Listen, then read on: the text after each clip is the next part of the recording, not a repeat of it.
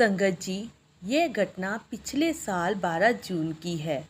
दिन के 11 बजे थे। दीपक जी मुंबई से आ रहे थे। मैं उन्हें लेने जा रहा था। उस समय गूगल मैप 1 घंटा 10 मिनट दिखा रहा था।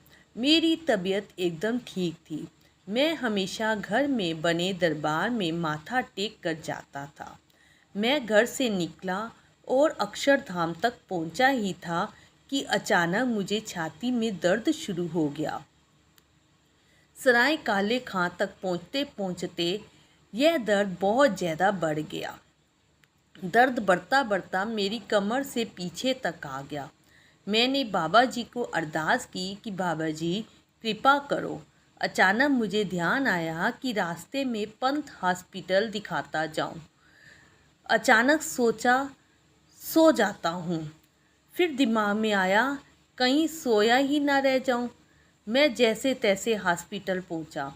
अंदर पहुंचा तो डॉक्टर किसी मरीज को देख रहा था।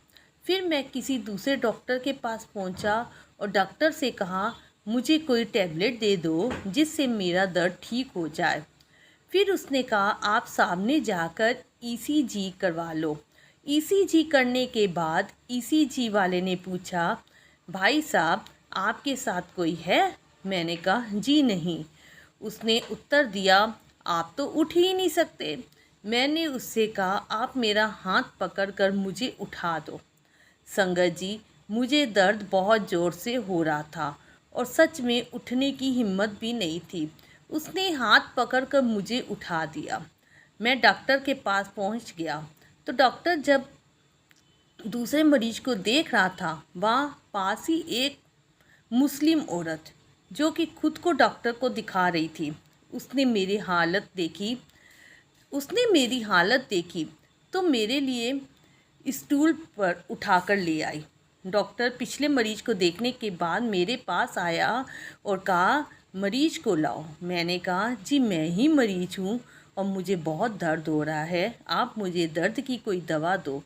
डॉक्टर ने मेरा मुआयना किया और कहा आप अकेले हो, आपको पता है आपको क्या हुआ है? मैंने कहा जी मुझे लग रहा है जैसे दिल का दौरा पड़ा है। डॉक्टर ने कहा मैं आपको लाइफ सेविंग ड्रग नहीं दे सकता, आप किसी रिश्तेदार को बुला लो, मैं रिस्क नहीं ले सकता, आपकी तबीयत के हिसाब से आपको कुछ भी हो सकता है। मैंने कहा जी मैं अकेले ही आया हूँ और आप चाहो तो मेरे हस्ताक्षर करवा लो। उसने किसी की मदद से एक एप्लीकेशन लिखवाई और मुझसे हस्ताक्षर करवा लिए। अब उसने इलाज शुरू किया। मुझे बेड पर लिटा दिया और 10 से 15 गोलियां मेरे मुंह में डाल दी। मुझे पूरी तरह होश तो नहीं था। फिर भी ध्यान आया मिलन घर में ही है। मैंने मिलन को ही अपने संबंधी से फ़ोन कर दिया। बेड पर लेटे लेटे मैंने पास के एक व्यक्ति को कहा कि मेरे घर में कोई आने वाला है। मैंने अपनी गाड़ी की चाबी दी, मोबाइल और पैसे अपने सिराने के पास ही रख दिए और मन ही मन हजूर पिताजी से अरदास करता रहा, पिताजी जब तक मेरे घर से कोई ना आ जाए तब तक मैं बेहोश ना हूँ। दवाई लेने के बाद मेरी तबीयत थोड़ी सुधरी। तब तक मिलन और संबंधी आ गए। थोड़ी देर बाद डॉक्टर ने मुझे लाइफ सेविंग इंजेक्शन लगाया और 4-5 घंटे के बाद वार्ड में शिफ्ट कर दिया। वहाँ रहते हुए 2 से 3 दिन हो चुके थे। तभी उनकी एक ज़रूरी मशीन ख़राब हो गई और मुझे घर ले जाने की सलाह दी। लेकिन मुझे अपनी अंदरूनी तबीयत ठीक नहीं लग रही थी। मैंने कहा जी मैं यहीं रहना चाहता हूँ, घर जाकर परेशान हो जाऊँगा। हमने एक प्राइवेट रूम ले लिया। इसी बीच डॉक्टरों ने हार्ट को चेक किया तो पता चला कि मेरा हार्ट सिर्फ 60% काम कर रहा है। मुझे अपने आप में बहुत तंदुरुस्ती लग रही थी और किसी तरह कोई भी समस्या नज़र नहीं आ रही थी। 2 दिन बाद डॉक्टरों ने बोला कि मेरा ऑपरेशन करना पड़ेगा, मेरी ECHO करना होगा। ECHO के बाद पता चलेगा कि मेरा ऑपरेशन करना होगा। खैर, डॉक्टर मुझे ऑपरेशन थिएटर में ले गए।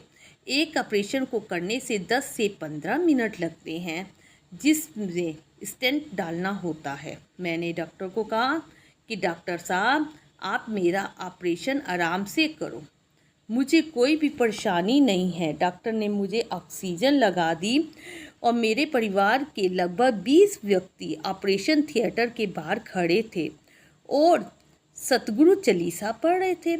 ऑपरेशन थिएटर जाने से पहले सभी मुझे मिले थे। डॉक्टर ने कहा कि मुझे हिलना नहीं है और मेरा ऑपरेशन शुरू किया। मैं बहुत ही आराम से लेटा हुआ था और किसी भी तरह की कोई चिंता नहीं थी। मन ही मन में अंगसंग साथी बाबा दलीप सिंह जी दोहरा रहा था।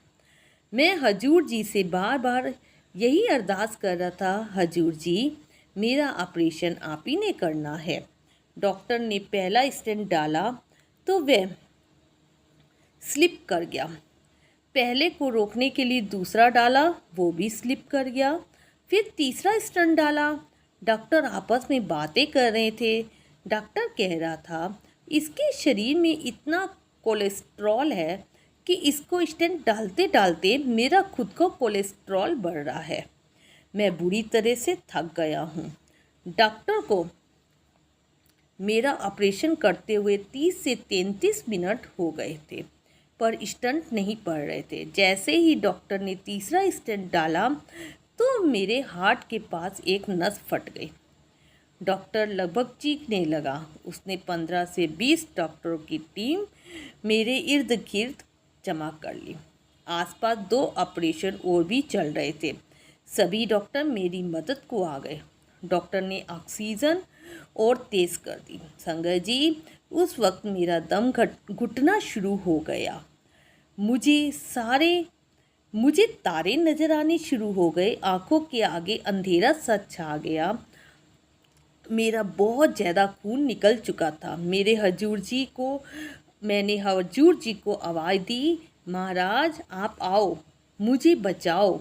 संगत जी, उस वक्त मुझे अपना पुराना मकान नज़र आ रहा था, जैसे ही दिल्ली में दिखाया जाता है। जैसे डॉक्टर चीख रहा था, बाहर दीपक जी कहने लगे, लग रहा है ये राजू की आवाज़ है, कुछ हो गया है। संगत जी, डॉक्टरों ने ऑपरेशन थिएटर के बाहर की बत्ती जला दी, जैसे कि सब कुछ खत्म हो गया था। किसी तरह डॉक्टर मुझे ऑपरेशन थिएटर के बाहर ले आए। डॉक्टर की हालत बहुत ज़्यादा ख़राब थी। मैंने ऑपरेशन में डॉक्टर को लगभग 50 मिनट लग गए। बाहर जाकर डॉक्टर कहने लगे, 100 में से 1 केस खराब होता है। मुझे नहीं पता ये कैसे बच गया। डॉक्टर मेरे सब्र को देखकर बहुत हैरान था और तारीफ़ भी कर रहा था। ऑपरेशन के बाद मेरी आवाज़ पूरी तरह से चली गई थी और जीभ पर कोई भी स्वाद नहीं रहा। नमकीन, मीठा, खट्टा कुछ भी स्वाद समझ में नहीं आता था। हजूर पिताजी की कृपा से 1 महीने के भीतर ही मेरी आवाज़ आ गई और डॉक्टरों के अनुसार स्वाद पूरी तरह से वापस आ गया। डॉक्टरों के अनुसार स्वाद धीरे धीरे वापस आने लगा। हजूर पिताजी ने मुझे वो चीज़ें पूरी तरह से वापस कर दी जिसकी मुझे बहुत ज़रूरत थी। संगत जी, यकीन मानना, मुझे हजूर पिताजी पर पूरा भरोसा था। यकीन था कि मुझे इस मुश्किल घड़ी से बाहर ज़रूर निकालेंगे और मैं ठीक हो जाऊंगा। मैं अपनी पत्नी से कह रहा था, हजूर जी ने ज़रूर मुझ पे कुछ कार्य करवाने हैं, जिस कारण मैं बच गया हूँ। संगत जी, ये ज़िंदगी और जो भी ज़िंदगी मुझे मिली है, सभी हजूर पिताजी की देन है। उनका शुक्रिया करने के लिए मेरे पास शब्द ही नहीं हैं। बस जब तक रखूं, अपने चरण कमलों में लगा कर रखना। बोल सांचे दरबार की जय। संगत जी, साखी सुनाने में कोई गलती हो गई हो तो माफ़ कीजिएगा। सिया राम।